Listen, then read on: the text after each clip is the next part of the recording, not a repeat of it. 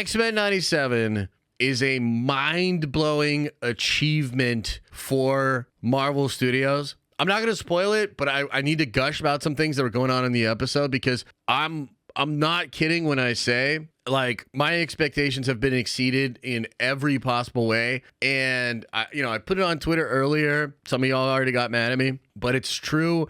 I think enough time has passed, and X-Men 97 is greater than Invincible. That's right. I said it. It's better than Invincible. X-Men 97 is absolutely incredible, okay? And there's just a couple of reasons why I do think it is that good. It's legitimately better than Invincible and a lot of other shows that are out there right now, okay? And this, by the way, surprised me. And I think the thing is with a lot of us coming into X-Men 97, given Marvel's history over the past couple of years, the way they've been making live action stuff, even the animated stuff, because like What If's cool, but I didn't even finish What If season 2. Like, you know what I mean? I'm probably eventually going to, but like, it didn't like do it for me, right? There was a lot of questions about X-Men 97, and I think the trepidation level was high. Like a lot of people were like, and it's just exceeded my expectation. I wanted to call to your attention the depth of the show. The original 90s X-Men show, I think, was pretty deep for a kids show, tackling a lot of themes, tackling complex stories and characters that would happen over many different episodes. And it did a lot of stuff that was kind of groundbreaking, truly like adult stuff in the animated form. And one of my biggest questions was how would X-Men 97 sort of carry that torch? And it's incredible because I think it's doing the same thing in a different way. The depth here is so crazy. I mean, you're talking about character depth, just the way that the emotions of these characters are being pulled in different directions that kind of just enhances the experience of the story. It's so emotional, man.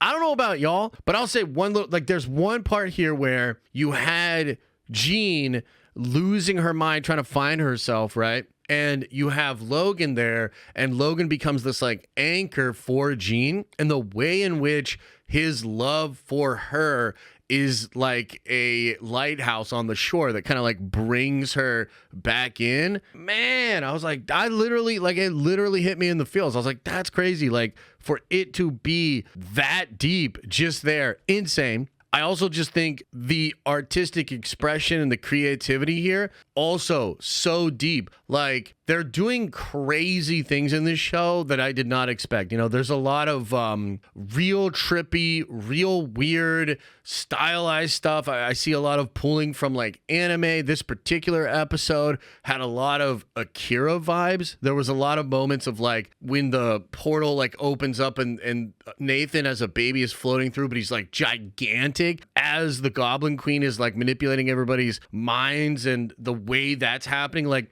it's weird, dude. It really did feel like Akira with the crazy monsters and the weird like Magneto Rogue thing with the skins like blending into each other. It's wild, bro. Like I was like, damn, like I did not expect this. I just wanted, frankly, a competent X-Men show that felt like it did before, and this is not just doing that. It's doing that, and it's going further than that. You can tell the people that worked on this came to it with this reverence and this love, and we're just literally bringing their A game, which, by the way, used to be what really made Marvel. I feel like you had a lot of industry folks, in that phase one kind of catalog of creative voices that are lifelong nerds and love that kind of shit. And then they get a chance to kind of bring it and also bring all the expertise they have within the film industry to like really mix up some crazy alchemy and give us the phase 1, 2, and 3 Marvel movies. Like that kind of passion, I think, was a big factor in Marvel's original success in the live action stuff. And you just feel it here. Like it's absurd. I'm literally just so blown away. It's one of the coolest things I've seen in a long time.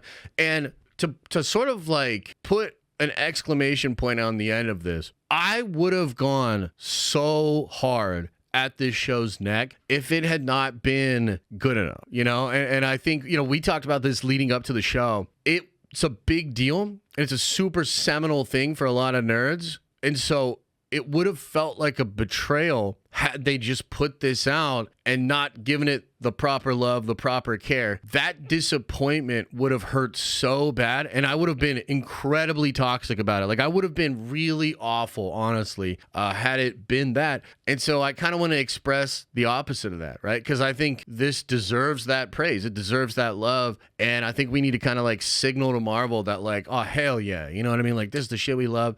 And all you got to do is kind of just treat it with care. And we're going to continue to show up and get excited about it. So to me, X-Men 97, fucking mind-blowing, dude. Like, literally mind-blowing. And I'm so glad that the show's there.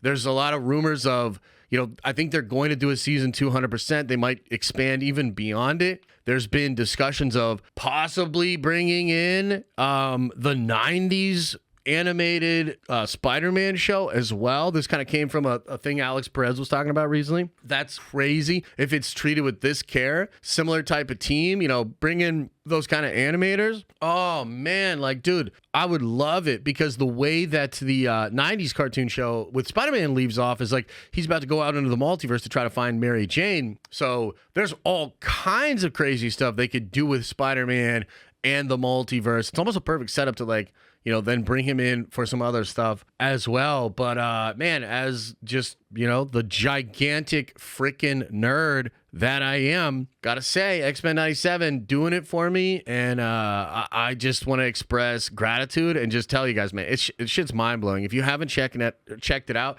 you got to. It is legitimately some of the best Marvel content we've gotten in a long time. And I think stands up to a lot of modern animated stuff, whether that be Invincible, even some anime. Like, bro, I'm telling you, they're bringing it. Like, the action is crazy. It's fucking crazy, dude. And the animation is just really on point. So a huge W for Marvel fans, and for Marvel Animation. Can't wait to see what they do next.